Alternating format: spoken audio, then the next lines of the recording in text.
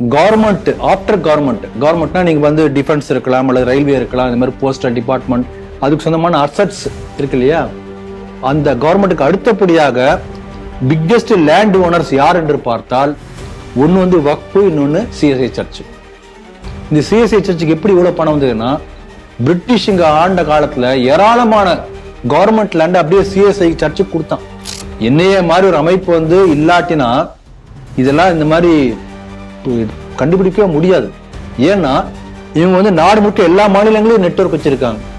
இப்போ ஒரு போலீஸ் மட்டும் தமிழ்நாடு போலீஸ்னு வச்சுக்கோங்க, தமிழ்நாடு போலீஸ் இதுக்குள்ளதான் பண்ண முடியும்.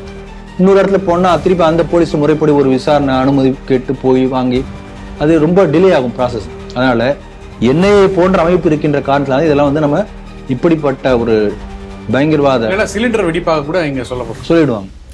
ஹலால் முறை அப்படி கொஞ்சம் கொஞ்சமாக உலகம் முழுக்க வந்து ஒரே விதமான இஸ்லாமிய சிந்தனை, ஒரே விதமான இஸ்லாமிய அந்த யூனிஃபார்மிட்டி கொண்டு வரும் என்பதற்காக ஒரு பெரிய முயற்சி நடந்துட்டு இருக்கு. அது மட்டும் இல்லாமல் தேசம் என்பதை தாண்டி எல்லை தாண்டி ஒரு பாசம், இஸ்லாத்தின் ஒரு பாசம், இது வந்து கொஞ்சமாக ஏற்படுத்திட்டு இருக்காங்க.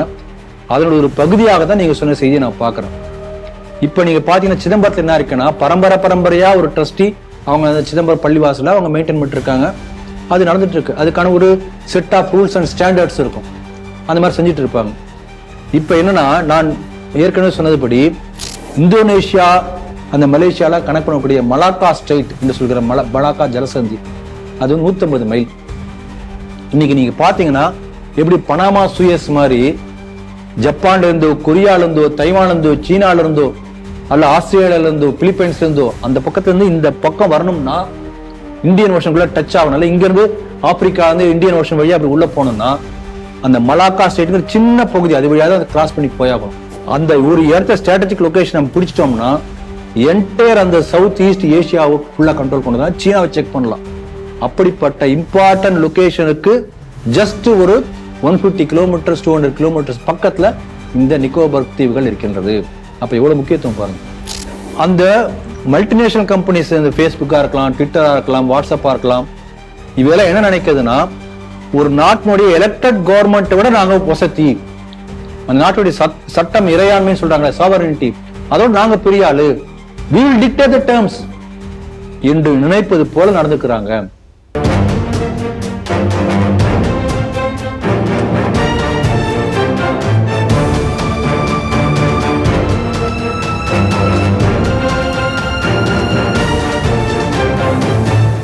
ஸ்ரீ டிவி நேயர்களுக்கு வணக்கம். செய்திகள் சிந்தனைகள் நிகழ்ச்சிக்கு உங்களை அன்புடன் வரவேற்கின்றோம். இன்றைய செய்திகள்: நிர்வாக சீர்கேட்டால் திருநெல்வேலி சிஎஸ்ஐ மகளிர் கல்லூரி பேராசிரியர்களுக்கு சம்பளம் இல்லை, வெடிக்கும் போராட்டம். அல் கொய்தா பயங்கரவாத அமைப்புக்கு ஆள் சேர்ப்பு, என்ஐஏ சோதனை. சிதம்பரம் நவாப் பள்ளி வாசலில் போலீசார் கண்முன்னே வன்முறை. நிக்கோபர் ப்ராஜெக்டை எதிர்க்கும் காங்கிரஸ், அனில் அந்தோணி பதிலடி. நேபாளத்தில் ஆளும் அரசுக்கு எதிராக வெடித்தது போராட்டம். இன்றைய செய்திகள் சிந்தனைகள் நிகழ்ச்சியில் நம்முடைய சமூக செயற்பாட்டாளர், அரசியல் விமர்சகர் திரு ராம வெங்கடாதிரி அவர்கள். வணக்கம் திரு ராம வெங்கடாதிரி. வணக்கம். திருநெல்வேலியில ரொம்ப ஃபேமஸான ஸ்கூல் சாரா டக்கர் பெண்கள் கல்லூரி. அங்க திடீர்னு பார்த்தா ஆசிரியர்கள், அங்க இருக்கக்கூடிய ஸ்டாஃப் எல்லாம் ஒரே போராட்டத்துல இறங்கியிருக்காங்க 2-3 நாளா. என்ன போய் அப்படின்னு சொல்லி விசாரிச்சோம்னா, சரியாக 2-3 மாசமா சம்பளம் அவங்களுக்குலாம் தரவில்லை அப்படின்னு சொல்லி சொல்றாங்க. மேலும் அங்க இருக்கக்கூடிய பணியாளர்கள் என்ன சொல்றாங்க, இது சிஎஸ்ஐ டயோசிஸ் கண்ட்ரோல்ல வருதுனால பல முறைகேடுகள் நடந்திருக்கிறதுனால எங்களுக்கு சம்பளம் எல்லாம் சரியா வரல 2-3 மாசமா அப்படின்னு சொல்லி போராட்டம் பண்ணியிருக்காங்க. இந்த செய்தி நீங்க எப்படி பாக்குறீங்க? கிராமத்துல ஒரு பழமொழி சொல்லுவாங்க, ஒய்யார கொண்டையான் தாழம் பூவான், உள்ளே இருக்குது ஈரும் பேணும். எதுக்கு சொல்ல வரேன்னா, நம்ம நண்பர் ஒருத்தர் இந்த ஏசியன் பெயிண்ட்ல வந்து மார்க்கெட்டிங்ல இருக்கார். அவர் வந்து ஒரு பிரபலமான சர்ச்சுக்கு வந்து வருஷத்துக்கு 2 முறை வந்து பெயிண்ட் சப்ளை, ஒரே ஒரு சர்ச்சுக்கு ஒரு 20 லட்சம் அளவுக்கு இது வரும், மார்க்கெட்டிங் வரும் அவருக்கு, வருஷத்துக்கு வரும். அவர் என்ன சொன்னார்னா, ஒரு 4-5 சர்ச் இருந்தா போதும், கோடிகளில் மார்க்கெட்டிங் பண்ணிடலாம், எங்க டார்கெட்லாம் தாண்டி பல மடங்கு பண்ணிடலாம். இது எல்லா சர்ச்சும் இப்படிதான் பண்ணிட்டு இருக்காங்க. வருஷத்துக்கு லட்சக்கணக்கான ரூபாய்கள், கிளஸ்டர் ஆஃப் சர்ச்சஸ்ல கோடிக்கணக்கான ரூபாய்கள் அந்த சர்ச்சை ஒயிட் வாஷ் பண்ணி சீரமைச்சு அழகுபடுத்தி மினுமினுப்பை ஏற்படுத்துவதற்காக மட்டுமே இந்த அளவுக்கு பண்றாங்க. அதுல ஒரு சின்ன போர்ஷன் எடுத்து கொடுத்தாவே ஆசிரியர்களுக்கு சம்பளம் கொடுத்துடலாம். ஆனா ஏன் கொடுக்கல? இன்றைக்கு நீங்க பாத்தீங்கன்னா கவர்மெண்ட் ஆஃப்டர் கவர்மெண்ட்னா நீங்க வந்து டிஃபென்ஸ் இருக்கலாம் அல்லது ரயில்வே இருக்கலாம், இந்த மாதிரி போஸ்டல் டிபார்ட்மெண்ட், அதுக்கு சொந்தமான அசட்ஸ் இருக்கு இல்லையா, அந்த கவர்மெண்ட்டுக்கு அடுத்தபடியாக பிக்கெஸ்ட் லேண்ட் ஓனர்ஸ் யார் என்று பார்த்தால் ஒன்னு வந்து வக்ஃபு, இன்னொன்னு சிஎஸ்ஐ சர்ச். இந்த சிஎஸ்ஐ சர்ச்சுக்கு எப்படி இவ்வளவு பணம் வந்ததுன்னா, பிரிட்டிஷ் இங்க ஆண்ட காலத்துல ஏராளமான கவர்மெண்ட் லேண்ட் அப்படியே சிஎஸ்ஐ சர்ச்சுக்கு கொடுத்தான் நிறைய இடங்கள்ல. அப்படி நீங்க பாத்தீங்கன்னா பெரிய பல இடங்கள்ல வந்து ஆயிரக்கணக்கான கோடிகள்ல ஒவ்வொரு டயசிஸ்க்கும் சொத்து இருக்கு. ஏன்னா பிரைம் லொகேஷன்ல வந்து உங்களுக்கு பெரிய ஒரு 40 ஏக்கர் 30 ஏக்கர் அப்படி இருக்கும். இன்னும் கூட பல மாவட்ட தலைவர்களை போய் பார்த்தா தெரியும், சிசிஐ சர்ச் பிரைம் லொகேஷன்ல இருக்கும், சென்டர்ல இருக்கும். அப்ப இந்த அளவுக்கு பணம் வைத்து கொண்டு, இந்த அளவுக்கு சொத்து வைத்து கொண்டு, அப்புறம் அந்த அழகுபடுத்துவதற்காக இவ்வளவு கோடிகள்ல செலவு செய்து கொண்டு, பாவம் அங்க இருக்கக்கூடிய அந்த வேலை பண்ணக்கூடிய ஆசிரியர்களுக்கு சம்பளம் கொடுக்க முடியலன்னா இதுதான் அன்பு மதமா? நீங்க சொல்லக்கூடிய அன்பு மதங்கிறது இதுதானா? இது நம்முடைய கேள்வி. அப்புறம் அடுத்த கேள்வி என்னன்னா, பாருங்க என்ன நியூஸ் இப்ப வருதுன்னா, 3 மாதமாக சம்பள பாக்கி. 1 மாசம் கிடையாது, 2 மாசம் கிடையாது. ஏதோ ஒரு ஹிந்து பள்ளிக்கூடத்திலேயோ ஹிந்து நிறுவனத்திலேயோ ஒரு சின்ன விரல் அசைஞ்சா ஆஹா ஓஹோன்னு கூப்பாடு போடக்கூடிய மீடியாக்கள் 3 மாசமா ஏன் பேசாம இருந்தாங்க? அப்ப இவங்களுக்கு செலக்டிவ் அம்னீஷியான்னு ஜெயலலிதா வந்து அத்வானி பா சொன்னாங்களே, இவங்களுக்கு செலக்டிவா பார்க்கக்கூடிய ஒரு தன்மை. ஹிந்து நிறுவனம் உடனே பாஞ்சு போய் பார்த்து அன்னைக்கே வந்து பிளேர் அப் பண்ணி நாடு முழுக்க பெரிய விவாதம் நடத்திடணும். 3 மாசமா அவங்க வந்து சம்பளம் கொடுக்கல, இப்பதான் முதுவா வருது, அதுவும் பெரிய போராட்டம் நடத்தின பிறகு. மீடியாக்கள் எந்த அளவுக்கு இருக்கு பாருங்க. அதே போல அரசு வந்து கண்ணு காணாமல் இருக்கிறது. ஏற்கனவே பலமுறை பார்த்திருக்கோம், சிடிவில இதை பத்தி அந்த சிஎஸ்ஐ சர்ச்சில் நடந்த ஊழல் பத்தி பலமுறை பேசியிருக்கோம். அடிதடி சண்டை, அங்க பதவிக்கு வந்து அந்த தேர்தல் நடக்கும், அதுல பெரிய சண்டை, மேஜை தூக்கி உடைச்சு ஒருத்தர் அடிச்சு வீடியோ எல்லாம் வந்திருக்கு. ஈடுபட்ட சம்பவம் அதெல்லாம் பார்த்திருக்கோம். அதனால இந்த அளவுக்கு வந்து ஒரு ஊழல் மலிந்த ஒரு டயசிஸாக இந்த சிஎஸ்ஐ அமைப்பு மாறிக்கொண்டிருக்கிறது. அதனால அரசு தலையிட்டு அந்த டயசிஸை கைப்பற்றி நிலைமையை சரிப்படுத்தணும். நீங்க பாத்தீங்கன்னா 2020 இதே டயசிஸ் கீழே இயங்கக்கூடிய சாரா டக்கர் பள்ளியில பாத்தீங்கன்னா விஎஸ்பி ஒரு ஸ்டிங் ஆபரேஷன் நடத்தினாங்க. அதுல பாத்தீங்கன்னா கிட்டத்தட்ட 20,000 ரூபாய் இந்த மாதிரி ஏதோ இதுல வந்து கேஷா டொனேஷன் பண்ணதுக்கு ரெசிப்ட் கொடுக்காம இருந்தாங்க. அது ஒரு குற்றச்சாட்டாக அதை பதிவு செய்து அது ஒரு அபிஷியல் ஸ்டேட்மெண்டாக விஎஸ்பி அந்த எவிடன்ஸ் எல்லாம் கொடுத்தாங்க. அது மேல எந்த அரசுமே நடவடிக்கை எடுக்கல. இல்ல, எந்த அரசும் நடவடிக்கை எடுக்காது. ஏன்னா நீங்க பாத்தீங்கன்னா இந்த மைனாரிட்டிக்கான சிறப்பு சலுகைகள் ஒரு பாதுகாப்பு வளையத்துக்குள்ளார உட்கார்ந்து இருக்காங்க. அதனால இவங்க எப்படிப்பட்ட தில்லுமுள்ளு சீர்கேடு ஊழல் இன்னும் இதை விட அதிகமான பிரச்சனை வந்தாலும் கூட, அடிதடி சண்டை கலைபுரம் மேஜை உடைஞ்சாலும் கூட அரசாங்கம் கண்டுக்காது, தலையிடாது. அதனால மைனாரிட்டி என்ற பெயர்ல ஒரு இதை வந்து என்ன சொல்றாங்க, துஷ்பிரயோகம் பண்றாங்க அந்த சலுகையை. இந்த மைனாரிட்டிக்கான சலுகை என்பது ஸ்கிராப்டு. அப்படி செய்ததால இது போன்ற சம்பவங்கள் வருங்காலத்தில் நடக்காமல் இருக்கும். நேற்றுக்கு இந்தியா முழுக்க கிட்டத்தட்ட 5 மாநிலத்துல எண்ணெய் அதிரடி சோதனை நடத்துனாங்க. தமிழகம் உட்பட தமிழ்நாடு, மகாராஷ்டிரா, கர்நாடகா, ஜம்மு காஷ்மீர். என்ன அடிப்படையில் அந்த சோதனை நடத்துறாங்கன்னா, பல்காம் தாக்குதலுக்கு பிறகு இந்த அல்கொய்தா அமைப்பு கொஞ்சம் ஆக்டிவா இருக்கிறது இந்தியால அப்படின்னு சொல்லி ஒரு செய்தி வந்திருக்கிறது. சமீபத்துல தமிழ்நாட்டுல ஒரு தீவிரவாத சதிகாரனை கைது பண்ண பிறகு அது என்ஐஏ அந்த விசாரணை கையில் எடுக்கும்போது அடுத்த கட்ட நடவடிக்கையாக இந்த மாதிரி நாடு முழுக்க ஒரு 5 இடத்துல சோதனை பண்ணும்போது என்ன பண்ணாங்க, தூத்துக்குடியில ஒரு புறநகர் பகுதியில இந்த கைது செய்யப்பட்ட தீவிரவாதியோட யாரோ தொடர்புல இருந்திருக்காங்க, பீகாரை சேர்ந்த முஸ்புல் அப்படின்றத என்ஐஏவுடைய இந்த முதல் கட்ட விசாரணையை தெரிய வந்திருக்கு.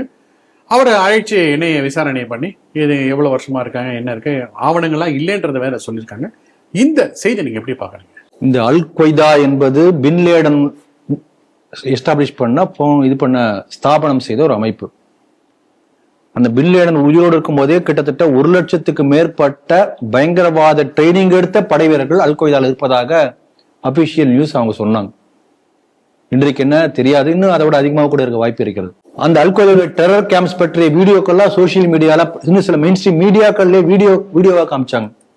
எந்த அளவுக்கு ஒரு டஃப் இது கொடுத்து ட்ரைனிங் கொடுத்து, அந்த அல் குவதா அப்படிங்கிற அந்த அரேப் வேர்டுக்கு என்ன அர்த்தம்னா த பேஸ், த ஃபவுண்டேஷன். அதாவது உலகம் முழுவதும் ஒற்றை இஸ்லாமிய ஒரு நாடு, ஒரு ஷரியத்லா கூட கொண்டு வரதுக்கான ஒரு அமைப்பாக, அடிப்படையாக இந்த அல் குவைதா வேலை செய்யும். பேன் இஸ்லாமிக், இதுதான் அதோட பிரச்சனையே. போன செய்திகள் சிந்தனைகளை பத்தி நம்ம பேசணும். அப்ப இந்த அல் குவைதா அமைப்பு ஆப்கானிஸ்தான் இருக்கு, பாகிஸ்தான்ல இருக்கு என்று நினைச்சிட்டு இருந்தோம். இன்னைக்கு பார்த்தோம்னா இந்தியா முழுக்க 22 இடங்கள்ல சோதனை நடத்தியிருக்காங்க. இங்கு மூளை செலவை செய்யப்படுகிறார்கள் அந்த பயிற்சியில சேருவதற்காக. அப்ப மதத்தின் பெயரால் இதோ நம்ம மதத்துல நம்ம தீவிரமா இருக்கணும் அப்படிங்கிற பேர்ல உள்ள கூப்பிட்டு அவனுக்கு பயங்கரவாத டெரர் கேம்ப் நடத்துறாங்க, மூளை செலவு செய்யறாங்க. இது இப்ப நடந்து கொண்டிருக்கிறது. இப்ப தமிழ்நாட்டில் இதே போல தூத்துக்குடியில சோதனை நடத்தியிருக்கிறார்கள், நாடு முழுக்க 22 இடத்துல. அதனால இதுல முக்கியமான நமக்கு என்ஐஏ ஷுட் பி, அவங்களுக்கு ஹேட்ஸ் ஆஃப் என்ஐஏ.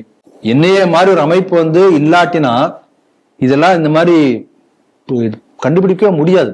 ஏன்னா இவங்க நாடு முழுக்க எல்லா மாநிலங்களையும் நெட்வொர்க் வச்சிருக்காங்க. இப்போ ஒரு போலீஸ் மட்டும் தமிழ்நாடு போலீஸ்னு வச்சுக்கோங்க, தமிழ்நாடு போலீஸ் இதுக்குள்ளதான் பண்ண முடியும். இன்னொரு இடத்துல போனா திருப்பி அந்த போலீஸ் முறைப்படி ஒரு விசாரணை அனுமதி கேட்டு போய் வாங்கி அது ரொம்ப டிலே ஆகும் ப்ராசஸ். அதனால என்ஐஏ போன்ற அமைப்பு இருக்கின்ற காரணத்தினால இதெல்லாம் நம்ம இப்படிப்பட்ட ஒரு பயங்கரவாத சிலிண்டர் வெடிப்பாக கூட இங்க சொல்லிடுவாங்க. அங்கங்க அதுக்கேற்றபடி என்ன வெடிப்போ அந்த மாதிரி மாறிடும். அதனால என்ஐஏக்கு ஒரு பெரிய ஒரு பாராட்டுதல்கள். இப்ப பாத்தீங்கன்னா தமிழகத்திலே திருபுவனம் ராமலிங்கம் கொலை வழக்கு, அது என்ஐஏ அந்த கேஸ் கையில போனதுனாலதான் அந்த குற்றத்தோடு சம்பந்தப்பட்டவர்கள் மட்டும் இல்லாமல் அந்த நெட்வொர்க் செயின்ல இருக்கக்கூடிய எல்லாரையும் துருவி எடுத்து ஃபுல்லா கண்டுபிடிச்சிருக்காங்க. ஆகவே என்ஐஏ நல்ல பாராட்டுதல்கள். காங்கிரஸ் பண்ண ஒரு நல்ல காரியம். அவன் நிறைய நாட்டுக்கு நல்ல பல சாபக்கேடுகளா பல காரியம் செஞ்சா கூட தெரியாம தன்னை மறந்து ஒரு நல்ல காரியம் செஞ்சுட்டாங்க. அதனால அவங்களுக்கு பாராட்டுதல் சொல்றோம். ஆனா பாருங்க, இத ஒரு நல்ல காரியம், இந்த இஸ்லாம் என்ற பெயரை சொல்லிக் கொண்டு பயங்கரவாதியை வளர்க்கக்கூடிய, மூளை செலவு செய்யக்கூடிய அந்த அப்படிப்பட்ட யார் இருக்காங்க, அந்த நெட்வொர்க் கண்டுபிடித்து தேடி கண்டுபிடித்து அதை கண்டுபிடித்துக் கொண்டிருக்கிறார்கள். ஆனால் நம்ம நாட்டில் உள்ள மற்ற எந்த முஸ்லிம் அமைப்புகளோ எத்தனையோ ஆர்கனைசேஷன்ஸ் இருக்கு, யாருமே இதை பாராட்டி ஆதரித்து நல்ல விஷயம் என்று சொல்லல. இதை நம்ம கவனிக்க வேண்டிய விஷயம். ஆனா என்ன சொல்றாங்க, நாங்களாம் அமைதியை விரும்பக்கூடியவர்கள், அமைதி மார்க்கத்தவர்கள். அப்போ உண்மையே அமைதியை விரும்பக்கூடியவர்களாக நீங்கள் இருந்தீர்களானால் நீங்கள் இதை வரவேற்று ஸ்டேட்மெண்ட் கொடுக்கணும். பார்க்கலாம் எத்தனை பேர் கொடுக்குறாங்கன்னு பார்ப்போம். அப்படி எத்தனை பேர் கொடுக்குறாங்களோ அத்தனை பேர் தான் அமைதி விரும்பக்கூடியவர்கள் நம்ம எடுத்துக்க முடியும். அதனால என்ஐஏக்கு பாராட்டுதல்கள். தமிழகத்தை பொறுத்தவரை இப்படிப்பட்ட பயங்கரவாத செயல்கள் நடந்து கொண்டுதான் இருக்கும். ஏன்னா பாருங்க, கம்பத்துல இருக்கக்கூடிய ஒருத்தர் அந்த தாவா நடத்தியிருக்கார், பல இடங்களில் போய் பேசியிருக்கார். அவர் பேசும்போது இந்த நாடை இஸ்லாமிய நாடாக மாற்ற வேண்டும், வெளிநாட்டிலிருந்து படையெடுத்து இஸ்லாமிய நாடாக மாற்றுவதற்கான முயற்சியும் பண்ணணும். அப்படி பண்ணா நரகத்தில் அல்லாஹ் அவங்களை காப்பாற்றுவார். ஷரியத் சட்டம் கொண்டு வரணும். அம்பேத்கருக்கு சொல்லக்கூடிய சட்டத்தை விட ஷரியத் சட்டம் தான் முக்கியமானது என்பதை பதிவு வைக்கக்கூடிய அளவுக்கு பேசியிருக்கிறார். அப்ப அவர் கைது பண்ணணும், என்னைய விசாரிக்கணும் என்று சொல்லி பாலகோதமன் பேச போது இதுவரைக்கும் அவர் கைது செய்யப்படல, அவர் மேல விசாரணை நடக்கல. பாலகோதமன் மேல வழக்கு பதிஞ்சிருக்கு தமிழக அரசு. அப்ப என்ன அர்த்தம், பயங்கரவாதிகளுக்கு ஆதரவாக நீ என்ன வேணா பேசுங்க, உங்களை எதிர்த்து யாரா பேசிட்டாங்கன்னா நான் உங்க மேல வழக்கு போடுறேன், எஃப்ஐஆர் போடுறேன். அப்படி அரசு இருக்கும்போது தமிழகத்தில் இப்படிப்பட்ட பயங்கரவாதி கூடாரங்கள் வளர்ந்து கொண்டுதான் இருக்கும். அதனால தமிழக அரசு கடுமையான நடவடிக்கை எடுத்து பயங்கரவாதிகளை கைது செய்ய முயற்சி பண்ணணும். குறிப்பா அந்த கம்பம் அவர் பேசியது ஒரு பெரிய ஒரு தேச விரோத செயலை பேசியிருக்கிறார். இது போன்ற பயங்கரவாதிகளை அடையாளம் கண்டு அவர்கள் மீது நடவடிக்கை எடுப்பதற்கு தமிழக அரசு தயங்கக்கூடாது என்பதையும் இந்த சமயத்தில் நான் வலியுறுத்த விரும்புகிறேன். சிதம்பரத்துல ரொம்ப பழமையான பள்ளிவாசல், நவாப் பள்ளிவாசல். செய்திகள்ல என்ன வந்ததுன்னா, இரு பிரிவினருக்கிடையே மோதல் அப்படின்னு சொல்லி செய்திகள் வந்தது. அப்புறம் அது போய் என்ன இந்த இரு பிரிவினர்களிடையே என்ன மோதல் அப்படின்னு சொல்லி பார்த்தோம்னா, பாரம்பரியமாக அந்த பள்ளிவாசலுக்கு சொந்தமானவர்கள் அந்த பள்ளிவாசலை அவர்களிடமே தக்க வைத்துக் கொள்ள வேண்டும் அப்படின்னு சொல்லி ஒரு பிரிவினரும், இல்ல இது நாங்க எடுத்துக்கொள்ள வேண்டும், இதை நாங்கள் அபகரிக்க வேண்டும் அப்படின்னு சொல்லி இன்னொரு பிரிவினரும் கடுமையான மோதல் வருகிறது. அப்புறம் காவல்துறை அதுல ஈடுபடுறாங்க. இன்னும் ஒரு சமாதான பேச்சோ எந்த ஒரு சமாதானமும் எட்டப்படவில்லை. ஆனா பரம்பரையாக இருக்கக்கூடிய பள்ளிவாசலை அபகரிக்க சில பேர் முயற்சிருக்கிறாங்க அப்படின்னு தான் செய்தி சொல்லியிருக்காங்க. இந்த செய்தி நீங்க எப்படி பாக்குறீங்க? தமிழகத்தை பொறுத்தவரை தொடர்ந்து நாம செய்திகள் சிந்தனைகளை பேசிக்கொண்டு இருக்கிறோம், பலமுறை சொல்லியிருக்கோம். கவனத்துக்கு கொண்டு இருக்கும். இந்த ரேடிக்கல் இஸ்லாம், பயங்கரவாதத்துக்கு ஆதரவு தெரிவிக்கக்கூடிய இஸ்லாமிய அமைப்புகள், அதற்கு ஆதரவாளர்கள் இப்ப தடை செய்யப்பட்ட PFI இருந்து விலகி வேற முஸ்லிம் அமைப்புல இருப்பாங்க, தொடங்கி இருப்பாங்க. அந்த PFI மைண்ட் செட் இருக்கும். PFI தடை செய்யப்பட்டதே தவிர அது உள்ள ஆட்கள் அங்கதானே இருக்காங்க. இப்படிப்பட்ட ஆட்கள் DYFI, இது SDPI போன்ற அந்த அமைப்பை சேர்ந்தவர்கள், இப்படிப்பட்டவர்கள் வஹாபிசத்தில் அந்த தீவிரமா இருக்கக்கூடியவங்க, பேன் இஸ்லாமிக், உலகம் முழுக்க ஒரே போல இருக்கணும்னு நினைக்கக்கூடியவர்கள், இவங்கெல்லாம் என்ன பண்றாங்கன்னா ஒவ்வொரு மசூதியாக, தர்காவாக, ட்ரஸ்ட், இதெல்லாம் இவங்க போய் கேப்சர் பண்ணிட்டு இருக்காங்க. அப்ப ஏற்கனவே பாரம்பரியமா அந்த தர்காவையோ அல்ல மசூதியோ அந்த பள்ளிவாசலையோ இந்த ட்ரஸ்டையோ முக்தவழின்னு ஒருத்தர் இருப்பாரு, அவங்க என்ன பண்றாங்க, their voices are not heard. புதுசா இருக்கக்கூடிய ரேடிக்கல் இஸ்லாமிஸ்ட் இவங்க தான் என்ன பண்றாங்கன்னா அதை கைப்பற்றி எல்லாத்தையும் மாத்திட்டு இருக்காங்க. இது தொடர்ந்து நடந்துட்டே இருக்கு. நீங்க தெளிவா நான் கண் கூட பார்க்கக்கூடிய ஒரு விஷயம் என்னன்னா, ஒரு 30 ஆண்டுகளுக்கு முன்பு யாராவது பக்கத்துல முஸ்லீம் ஃப்ரெண்ட் இருப்பாரு, ஒரு முஸ்லீம் பொம்பளை இருப்பாங்க, பாத்தீங்கன்னா நமக்கு அவங்களுக்கு பெரிய வித்தியாசம் இருக்காது. அந்த முஸ்லீம் பொம்பளை பார்த்தா நம்மள மாதிரியே நம்ம வீட்டு பொம்பளை மாதிரி வளையல் போட்டுப்பாங்க, மூக்குத்தி வச்சுப்பாங்க, கண்ணில் மை இட்டுக்குவாங்க, நெத்தியில பொட்டு மட்டும் தான் இருக்காது, பெரிய வித்தியாசம் இருக்காது. இன்றைக்கு அதே அந்த முஸ்லிம் சமூகத்தை சேர்ந்த பெண் எப்படி இருக்காங்கன்னா ஒரு பர்தாக்குள்ளார, கருப்பு உடைக்குள்ளதான் இருக்காங்க. இதான் வகாபிசம். எல்லா முஸ்லீம் சாதாரணமா ஒரு முஸ்லீம் பையன் சாதாரணமா இருப்பான், முஸ்லீம் பையன் தெரியாது. இன்னைக்கு பார்த்தா சின்ன பையன் ஸ்கல் கேப் போட்டு அந்த ட்ரெஸ் கோட்ல இருக்கான். எல்லா இடத்துலயும் இந்த ஹலால் முறை, அப்படி கொஞ்சம் கொஞ்சமாக உலகம் முழுக்க ஒரே விதமான இஸ்லாமிய சிந்தனை, ஒரே விதமான இஸ்லாமிய அந்த யூனிஃபார்மிட்டி கொண்டு வரும் என்பதற்காக ஒரு பெரிய முயற்சி நடந்துட்டு இருக்கு. அது மட்டும் இல்லாமல் தேசம் என்பதை தாண்டி, எல்லை தாண்டி ஒரு பாசம், இஸ்லாத்தின் ஒரு பாசம், இது கொஞ்சமாக ஏற்படுத்திட்டு இருக்காங்க. அதனுடைய ஒரு பகுதியாக தான் நீங்க சொன்ன செய்தியை நான் பாக்குறேன். இப்ப நீங்க பாத்தீங்கன்னா சிதம்பரத்துல என்ன இருக்குன்னா, பரம்பரையா ஒரு ட்ரஸ்டி அவங்க அந்த சிதம்பரம் பள்ளிவாசல அவங்க மெயின்டைன் பண்ணிட்டு இருக்காங்க. அது நடந்துட்டு இருக்கு. அதுக்கான ஒரு set of rules and standards இருக்கும், அந்த மாதிரி செஞ்சுட்டு இருப்பாங்க. இப்ப என்னன்னா, நான் ஏற்கனவே சொன்னதுபடி இந்த ரேடிக்கல் இஸ்லாம் குரூப்பை சேர்ந்த சில பேர் அந்த மசூதி அந்த ட்ரஸ்ட்டை கேப்சர் பண்றாங்க. அப்ப இவங்க என்ன பண்றாங்க, பரம்பரையா இருக்கக்கூடியவங்க உடனே போய் கவர்மெண்ட் இந்த மாதிரி சொல்லி எங்களை இது மாதிரி பண்றாங்க. அப்ப கவர்மெண்ட் என்ன பண்ணிருக்கணும், பாதுகாப்பு கொடுக்கும். யாருக்கு, பரம்பரையாக இருக்கக்கூடிய. அது என்ன பண்றாங்கன்னா, சில சமயம் நம்ம சுப்ரீம் கோர்ட்ல, நம்ம கோர்ட்லாம் விசித்திரமா ஒரு தீர்ப்பு வரும். ஒருத்தர் தப்பு பண்றான், இவன் தப்பு பண்றான்னு நீதி கேட்கறான். அப்ப என்ன பண்ணுவாங்கன்னா, 2 பேருக்கு சமமா பிரிச்சு கொடுக்குறேன் லேண்ட, வந்திருக்கு இல்லையா? அந்த மாதிரி இவங்க என்ன சுட்டாங்க, பரம்பரையா இருக்கக்கூடியவங்களுக்கு அவங்களுக்கும் இந்த கமிட்டியில் இருப்பாங்க, புதுசா அவங்க 2 பேர் சேர்ந்து இருங்க அப்படி கவர்மெண்ட். சரி, அப்படி சொன்னது கூட செயல்படுத்த முடியல. இப்ப என்னன்னா, அதுக்குதான் வந்திருக்காங்க. இவங்க வந்தா பெரிய கலாட்டா, அடிதடி, சண்டை, யூசிங் மசில் பவர். ஏற்கனவே பரம்பரையா இருந்த அந்த தர்கால இருந்தவங்க யாருமே வரக்கூடாது என்று இந்த பூசா வந்தவங்க எல்லாம் சேர்ந்து பெரிய அளவுல போராட்டம் நடத்தி வன்முறை மூலமாக இதை தடுக்கிறார்கள். அப்ப கவர்மெண்ட் கொடுத்த அந்த டைரக்ஷன் என்னாச்சு, கவர்மெண்டோ சட்டமோ they have no power. இந்த ரேடிக்கல் இஸ்லாம் குரூப் தான் ஒட்டுமொத்த அதிகாரத்தையும் கையில எடுத்து ஆடிட்டு இருக்காங்க. இதான் தமிழ்நாட்டில் நடந்துட்டு இருக்கு. அதனால இதே போல தொடர்ந்து பல உதாரணங்கள் நம்ம சிடிவில பேசியிருக்கோம். திருவள்ளிக்கணில் இதே போல அந்த ஆர்காட் நவாப் அந்த குரூப் அந்த மசூதி பத்தி பேசணும். அதிராம்பட்டத்துல இதே போல ஒரு ட்ரஸ்ட் இதே போல கேப்சர் பண்ண பெரிய முயற்சி பண்ணாங்க, நடந்து கொண்டே இருக்கிறது. அதனால இது ஒவ்வொரு மசூதியாக, ஒவ்வொரு தர்காவாக, ஒவ்வொரு ட்ரஸ்டாக திட்டமிட்டு நடந்து கொண்டிருக்கிறது. இது ஒரு பெரிய தேசியத்துக்கு ஒரு பெரிய ஆபத்து. பயங்கரவாதிகளுடைய கையில இஸ்லாம் போயிடும். ஏன்னா மசூதிங்கிறது அந்த சென்டர் ஆஃப் வர்ஷிப், அதை அவங்க கேப்சர் பண்ணிட்டான்னா அங்க வரக்கூடிய எல்லாமே இவங்களை தலையாட்டக்கூடியவர்களாக மாறிவிடுவார்கள். அதனால இப்படிப்பட்ட பெரிய ஆபத்து இருக்கிறது. இதை சரி செய்வதற்கான முக்கிய பொறுப்பு முஸ்லீம் கிட்ட தான் இருக்கு. இதை பார்த்து கொண்டு ஐயோ இப்படி நடக்குது, இது தப்பு என்று நினைக்கக்கூடிய ஒவ்வொரு முஸ்லீமும் இறங்கி போராடாவிட்டால் நாளைக்கு என்ன ஆகும்னா, ஒட்டுமொத்த இஸ்லாமிய சமூகமும் பயங்கரவாதிகள் என்று முத்திரை குத்தக்கூடிய சூழ்நிலை ஏற்பட்டுவிடும். அதனால இதை தடுக்கக்கூடிய முக்கியமான ஒரு பங்கு அவர்களுக்கு இருக்கிறது. அமைதியை விரும்பக்கூடிய முஸ்லிம்கள், பயங்கரவாதத்தை எதிர்க்கக்கூடிய முஸ்லிம்கள் தோள் சேர்ந்து தோள் கொடுத்து இதை கடுமையாக எதிர்க்க வேண்டும். மோடி அரசு பதவியேற்ற பிறகு பாத்தீங்கன்னா பல பகுதிகளை இந்தியால வந்து வளர்ச்சி அடையாம இருந்த இடத்துல எல்லாம் போய் வளர்ச்சி எடுத்து செல்றாரு. குறிப்பா சொன்னா வடகிழக்கு மாநிலத்துல பாத்தீங்கன்னா வளர்ச்சி இல்லை.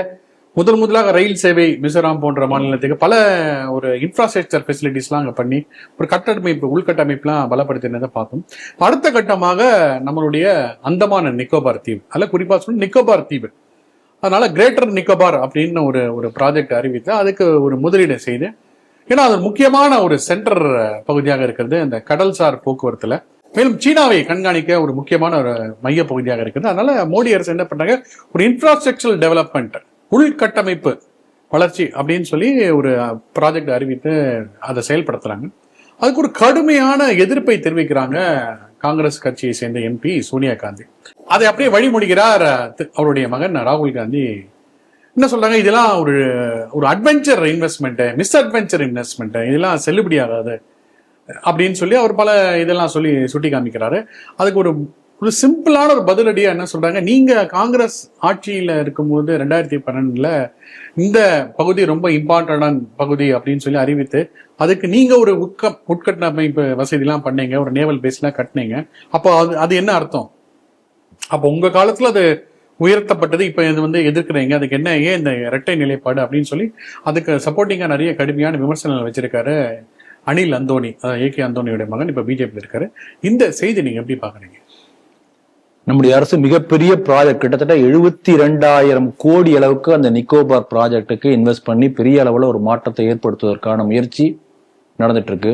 இந்த அந்தமான் நிக்கோபார் பத்தி குறிப்பா சொல்லணும்னா எந்த அளவுக்கு முக்கியத்துவம் நம்ம தெரிஞ்சுக்கணும். இப்ப சாதாரண அமெரிக்கா நாட்டில் உள்ள ஒருத்தன் போய் யாராவது ஒரு ரேண்டமா ஒரு ஆளை பிடிச்சு உன் வாழ்க்கையில் நீ என்ன பண்ணும் பெருமையா நினைக்கிற அப்படி கேட்டீங்கன்னா, ஒரு சராசரி மனிதன் அவன் என்ன சொல்லுவான்னா, நான் என் வாழ்க்கையில ஒரு முறையாக ஹவாய் தீவுக்கு போயிட்டு வந்துடணும், ஹவாய் தீவுக்கு ஒரு தடவை போயிட்டு வந்தாங்கிறது ஒரு பெரிய வாழ்க்கை லட்சியமா பல பேர் அமெரிக்காக்காரனுக்கு இன்னைக்கு இருக்கு. அது ஒரு சொர்க்கபூமி மாதிரி அந்த இடம், அவங்க போயிட்டு வரணும். அந்த மாதிரி அந்த ஹவாய் தீவை அவங்க பெருமையா பேசுவாங்க. இந்த அந்தமான் நிக்கோபார் தீவுங்கிறது ஹவாய் தீவோட இன்னும் அழகான தீவு, ஒரு பெரிய தீவு கூட்டம். கிட்டத்தட்ட 600 கிலோமீட்டர் நீளத்துக்கு அந்த தீவு கூட்டம் இருக்கு. யோசனை பண்ணி பாருங்க, ஹவாய்ங்கிறது ஒரு சின்ன ஒரே ஒரு ஐலண்ட், 2-3 ஐலண்ட் கூட இருக்கு. ஆனா இது எத்தனை இருக்கு பாருங்க. நான் சொல்றேன், மொத்தம் 467 கிலோமீட்டர் நீளம் உண்டு அந்தமான் நிக்கோபார் தீவுகள். 572 தீவு இருக்கு. இதுல நீங்க என்ன கவனிக்கணும்னா, நம்ம வந்து என்ன சொல்றோம்னா, இந்தியாவின் தெற்கு முனைனா கன்னியாகுமரின்னு சொல்றோம். ஆனா கன்னியாகுமரியை விட 654 கிலோமீட்டர் இன்னும் ஸ்டில் சவுத். கடைசியில நிக்கோபார் தீவுல ஒரு தீவு இருக்கு. அந்த தீவு தான் வந்து இந்தியாவுடைய உண்மையான தெற்கு முனை. அதுதான் பை லேண்ட் மாஸ் மூலமா வந்த கன்னியாகுமரி. ஆனால் ஆக்சுவல் சவுத் எண்டுன்னு பார்த்தோம்னா அதுதான். அதுக்கு வந்து உங்க பேர் வச்சிருக்காங்க, காங்கிரஸ் பேர் வச்சிருக்காங்க, இந்திரா பாயிண்ட். அந்த இந்திரா பாயிண்ட் தான் நாட்டோட உண்மையான தெற்கு எல்லை. அந்த இந்திரா பாயிண்ட் என்று சொல்லக்கூடிய அந்த இடத்துல, அந்த முனையிலிருந்து இந்தோனேஷியா, அந்த மலேசியால கனெக்ட் பண்ணக்கூடிய மலாக்கா ஸ்ட்ரெயிட் என்று சொல்கிற மலாக்கா ஜலசந்தி, அது 150 மைல். இன்னைக்கு நீங்க பாத்தீங்கன்னா எப்படி பனாமா சுயஸ் மாதிரி ஜப்பான்ல இருந்தோ, கொரியால இருந்தோ, தைவான்ல இருந்தோ, சீனால இருந்தோ, அல்ல ஆஸ்திரேலியால இருந்தோ, பிலிப்பைன்ஸ்ல இருந்தோ அந்த பக்கத்துல இருந்து இந்த பக்கம் வரணும்னா இந்தியன் ஓஷனுக்குள்ள டச் ஆகணும். இங்க இருந்து ஆப்பிரிக்கா வந்து இந்தியன் ஓஷன் வழியா அப்படி உள்ள போனோம்னா அந்த மலாக்கா ஸ்டேட்டுங்கிற சின்ன பகுதி, அது வழியாக தான் கிராஸ் பண்ணி போயாகணும். அந்த ஒரு இடத்த ஸ்ட்ராட்டஜிக் லொகேஷன் நம்ம பிடிச்சிட்டோம்னா என்டையர் அந்த சவுத் ஈஸ்ட் ஏசியாவை ஃபுல்லா கண்ட்ரோல் கொண்டுதான். சீனாவை செக் பண்ணலாம். அப்படிப்பட்ட இம்பார்ட்டன்ட் லொகேஷனுக்கு ஜஸ்ட் ஒரு 150 கிலோமீட்டர்ஸ் 200 கிலோமீட்டர்ஸ் பக்கத்துல இந்த நிக்கோபார் தீவுகள் இருக்கின்றது.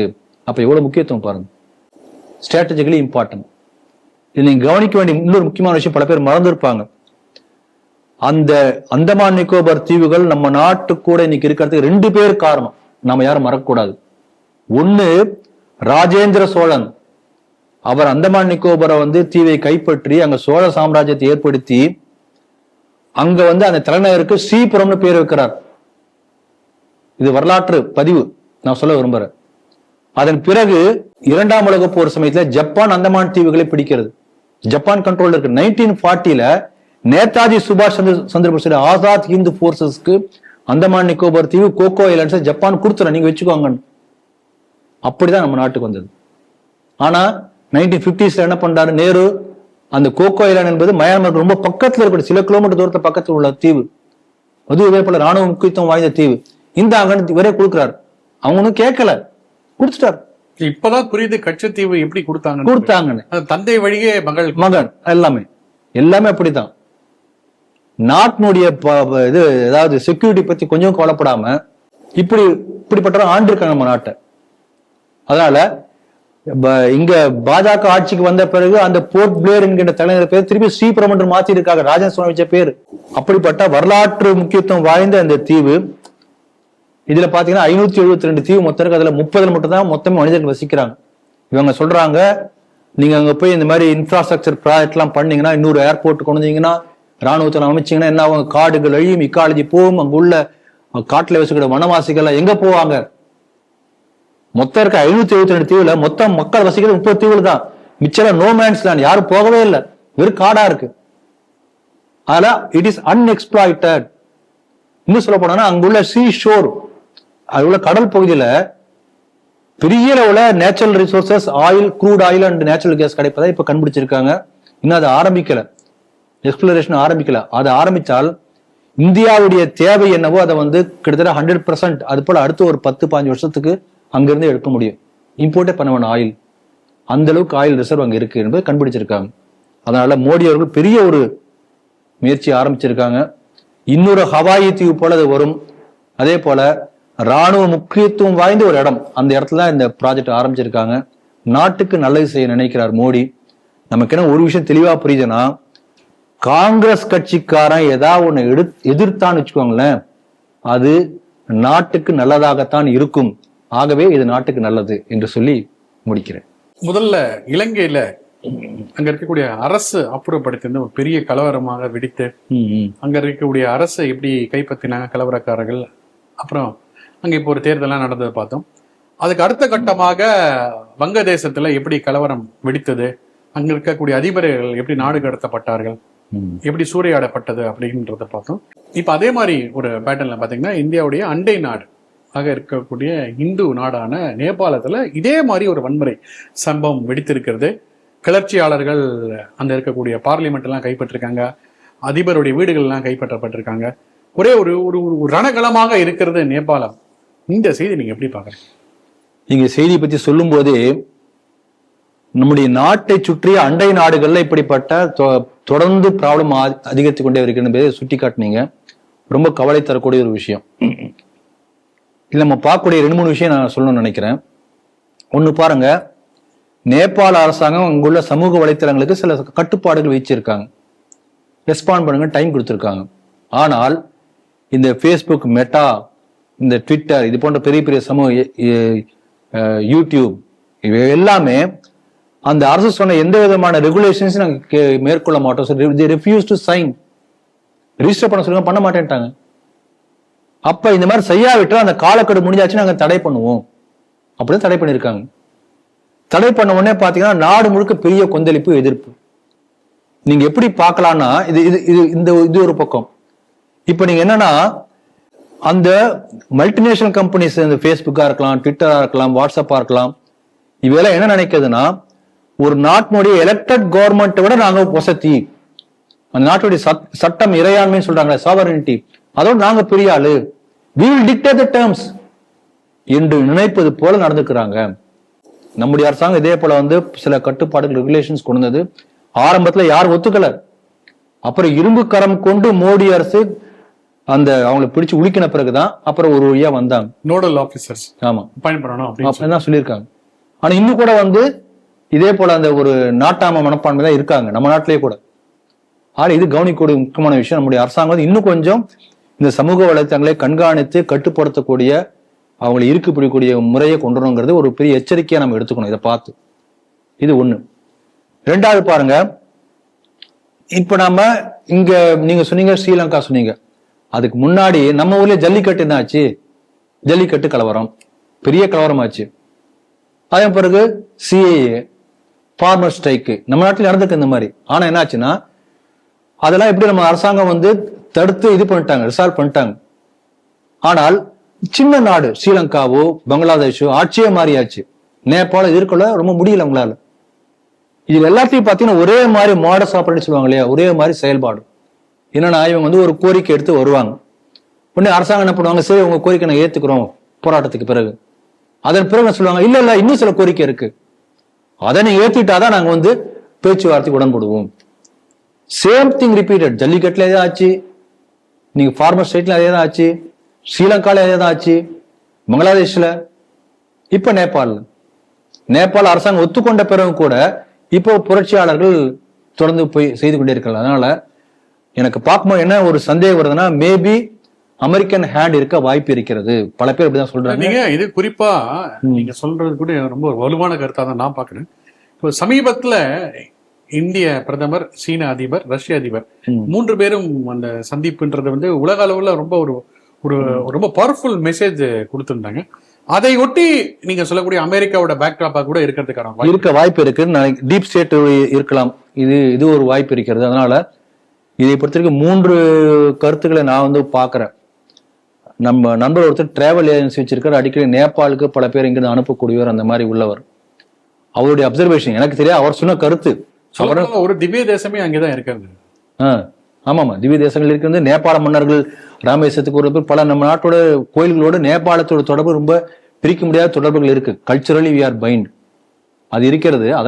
அது ஒரு பக்கம் இருக்கிறது.